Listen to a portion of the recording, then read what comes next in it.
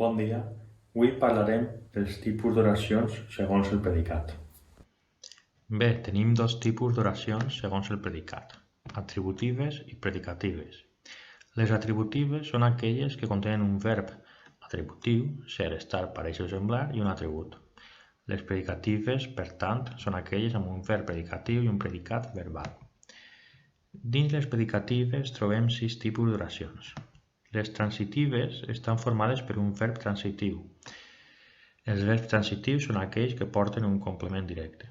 Per tant, una oració amb complement directe és una oració transitiva. Les intransitives, al contrari, són aquelles que no contenen un complement directe perquè estan formades per verbs intransitius.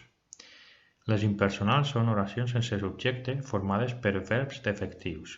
Els més comuns són haver-hi, caldre i els meteorològics. S'utilitzen sempre en tercera persona.